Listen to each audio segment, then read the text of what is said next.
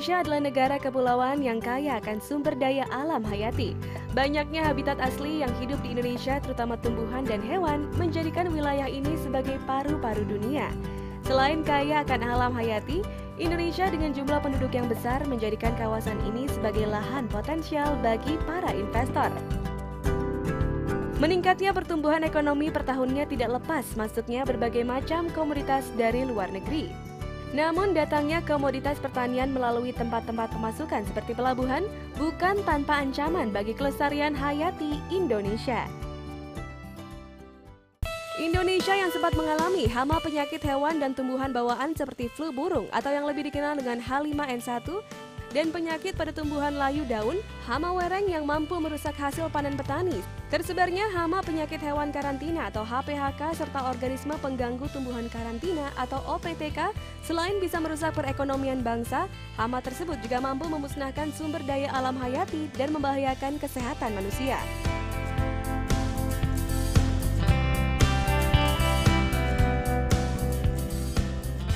Untuk mencegah tangkal masuknya HPHK dan OPTK ke wilayah Indonesia dibutuhkan langkah konkret baik dari institusi Badan Karantina Pertanian. Untuk mencegah tangkal masuknya HPHK dan OPTK ke wilayah Indonesia dibutuhkan langkah konkret baik dari institusi Badan Karantina Pertanian sebagai pengemban amanah Undang-Undang Nomor 16/Tahun 1992 tentang karantina hewan, ikan, tumbuhan dalam upaya perlindungan terhadap kekayaan sumber daya alam hayati Indonesia. Sesuai dengan tugasnya, Badan Karantina Pertanian melakukan 8P tindakan karantina pertanian: pemeriksaan, pengasingan, pengamatan, perlakuan, penahanan, penolakan, pemusnahan, dan pembebasan di tempat-tempat pemasukan seluruh Indonesia termasuk Pelabuhan Tanjung Priok, Jakarta. Tingginya keran ekspor-impor di Pelabuhan Tanjung Priok, Jakarta yang mencapai 70% dari total arus barang keluar masuk wilayah Indonesia membuat Badan Karantina Pertanian, dalam hal ini Balai Besar Karantina Pertanian Tanjung Priok, sangat selektif dalam controlling keluar masuknya komoditas pertanian. Berbagai terobosan teknologi informasi, layanan karantina pertanian telah diterapkan pada unit-unit kerja Badan Karantina Pertanian. Untuk mempermudah, memperlancar para pengguna jasa karantina, Badan Karantina Pertanian telah menggunakan sistem digitalisasi dalam proses alur keluar masuknya barang. Ada beberapa sistem yang dilakukan Badan Karantina Pertanian untuk mempermudah arus keluar masuknya barang. Terlihat dalam tabel, semua pengurusan dokumen dilakukan secara otomatis tanpa melibatkan seorang petugas atau masukkan tabel alur dokumen elektronik.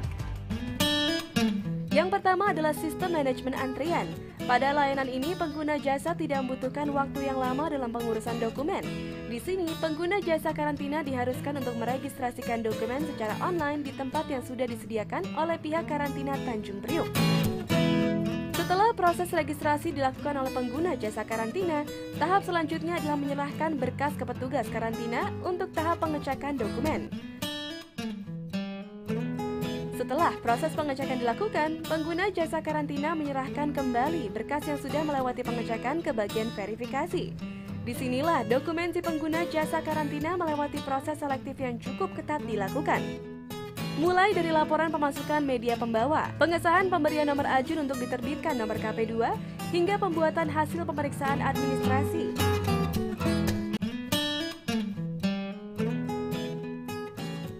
Setelah dokumen melalui proses verifikasi dan dinyatakan valid, memenuhi semua prosedur, maka petugas karantina Tanjung Priok akan memberikan informasi kepada jasa pengguna karantina berupa short message melalui nomor telepon yang tertera dalam dokumen atau di Indonesia National Single Window (INSW).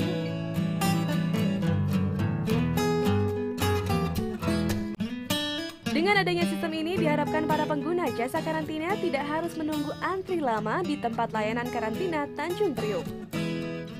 Sistem yang kedua adalah sertifikasi E-Plaque dan Sikawan. Dalam proses sertifikasi karantina hewan dan tumbuhan, Balai Besar Karantina Pertanian Tanjung Priok sudah memanfaatkan teknologi informasi melalui Sikawan dan E-Plaque.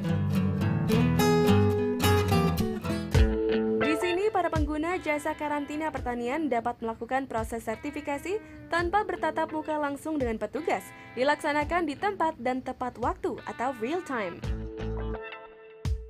Sistem yang ketiga adalah layanan pemeriksaan fisik dengan sistem manajemen mutu laboratorium ISO 17025 yang telah terakreditasi.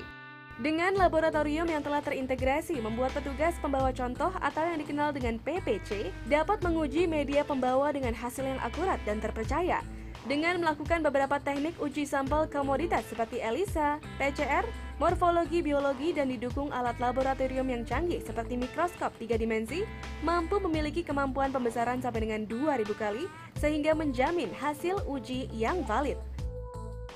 Selain melakukan uji sampel terhadap komoditi yang diambil di lokasi badan karantina melalui petugas pembawa contoh melayani juga pemeriksaan fisik dengan sistem inline inspection. Di sini, petugas karantina pertanian dapat memeriksa sampel media pembawa di lokasi gudang pemilik yang telah melakukan registrasi pendaftaran secara online. Hal ini dimaksudkan untuk mempercepat proses pemeriksaan sehingga dapat mendorong akselerasi khususnya ekspor komoditas pertanian Indonesia. Sistem badan karantina yang terakhir adalah layanan pemeriksaan fisik terpadu. Pada sistem terakhir ini, pengguna jasa karantina melakukan registrasi permohonan pemeriksaan karantina secara online ke Badan Karantina Tanjung Priuk. Setelah melewati tahap proses dan memenuhi syarat, maka permohonan pemeriksaan karantina akan memberikan informasi ke Indonesia National Single Window yang nantinya akan menjadi acuan Bea Cukai untuk memproses tahap selanjutnya ke tempat pemeriksaan fisik terpadu. Kini, Badan Karantina Pertanian telah memiliki tempat pemeriksaan fisik terpadu atau TPFT di Pelabuhan Tanjung Priuk. Badan Karantina Pertanian bersama Direktorat Jenderal Bea Cukai, Badan Karantina Ikan Pengendalian Mutu dan Pengawasan Hasil Perikanan melakukan kerjasama yang strategis dalam mengantisipasi masuk dan tersebarnya HPHK dan OPTK ke NKRI. Harapan ke depan, upaya harmonisasi dan sinkronisasi dengan seluruh instansi terkait akan terus dilakukan demi kelancaran pemeriksaan di TPFT. TPFT yang akan diberlakukan per awal April 2013 diharapkan mampu menurunkan dwelling time guna memberikan kepastian, percepatan, dan ketepatan layanan alur dokumen arus barang dengan tanpa mengabaikan optimalisasi pencegahan masuk dan tersebarnya HPHK dan OPTK serta dapat menjamin keamanan pangan yang masuk ke wilayah Republik Indonesia. Dengan adanya kerjasama semua pihak serta didukung dengan sistem digitalisasi, maka layanan yang tepat, akurat menjadikan Badan Karantina Pertanian semakin kokoh dan tangguh sebagai benteng terdepan pertanian Indonesia. Untuk mencegah masuk dan tersebarnya HPHK dan OPTK, laporkan dan periksakan hewan dan tumbuhan yang Anda lalu lintaskan. Bersama Anda melindungi negeri.